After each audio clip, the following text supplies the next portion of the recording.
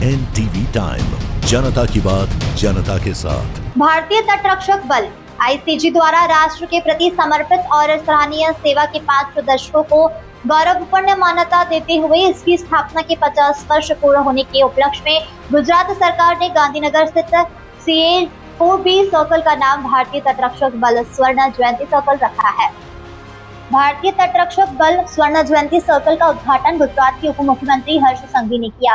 इस अवसर पर महानिरीक्षक टेकोर शशि कुमार, कमांडर भारतीय तटरक्षक बल क्षेत्र पूर्वोत्तर राज्य के गणमान्य व्यक्ति, भारतीय तटरक्षक बल के पूर्व अधिकारी एवं भारतीय तटरक्षक बल की प्रतिष्ठित हस्तियां उपस्थित थी।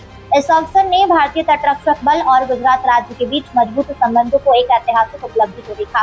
यह पूरे भारत में भारतीय तटरक्षक बल को समर्पित पहला सर्कल है। भारतीय तटरक्षक बल स्वर्णीय जयंती सर्कल को भारतीय तटरक्षक बल की बहुआयामी परिचालन क्षमताओं और अटूट भावना के प्रतीक के रूप में सोच समझकर डिजाइन और निर्मित किया गया है।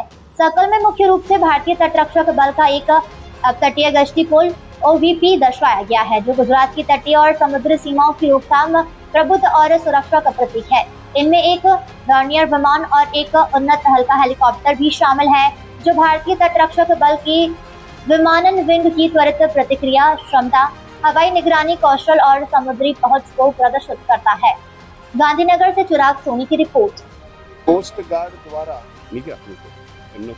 ગાંધીનગરના મુખ્ય સર્કલ પર કોસ્ટ ગાર્ડના હોવરક્રાફ્ટ હોય કે કોસ્ટ ગાર્ડના હેલિકોપ્ટર દ્વારા ખૂબ સરસ આકૃતિ જોડે આ સર્કલ ડેવલપ કર્યું છે। અહીંયાથી આવતા જતા બાળકોને અને ગાંધીનગરના રહેવાસીઓને કોસ્ટ ગાર્ડની કયા પ્રકારની પ્રવૃત્તિઓ હોય છે, કોસ્ટ ગાર્ડ દ્વારા કયા પ્રકારે કામગીરી કરવામાં આવતી હોય છે, એમાં કયા પ્રકારના હેલિકોપ્ટર બોટ્સનો ઉપયોગ થતો હોય છે, તેને ખૂબ સારી રીતે સમજી શકાય એ પ્રકારનું સર્કલ અહીંયા ડેવલપ કર્યું છે। કોસ્ટ ગાર્ડને ખાસ કરીને કોસ્ટ ગાર્ડના આખી ટીમને હું રાજ્યના તમામ નાગરિકો વતી આભાર માનું છું। તેમને ગમે ત્યારે અતિવૃષ્ટિ હોય કે પછી ભારત અને બીજા દેશોની સીમાઓ પર દરિયાઓમાં જઈને ઓપરેશન કરવાના હોય, આ બધા જ વિષયોમાં કોસ્ટગાર્ડ દ્વારા ખૂબ અદ્ભુત કામગીરી કરવામાં આવી રહી છે। અનેક એવા ઓપરેશનો જે આપણે સૌ લોકોએ નજરે જોયા છે, સાંભળ્યા છે, એ પ્રકારે કોસ્ટગાર્ડ અને ગુજરાત પોલીસે સાથે મળી ભારતની સીમામાં ઘૂસતા ડ્રગ્સ પકડવાનું એક અદ્ભુત કાર્ય કર્યું છે।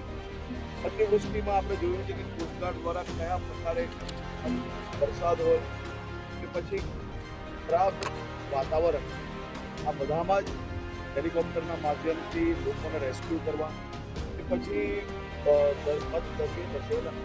ફસાયેલા મછુઆરાઓને બચાવવા, આ બધા જ વિષયોમાં કોસ્ટગાર્ડ દ્વારા અદ્ભુત કામગીરી કરવામાં આવી રહી છે। હું કોસ્ટગાર્ડની આખી ટીમને રાજ્યના સૌ નાગરિકો વતી વાપરું છું।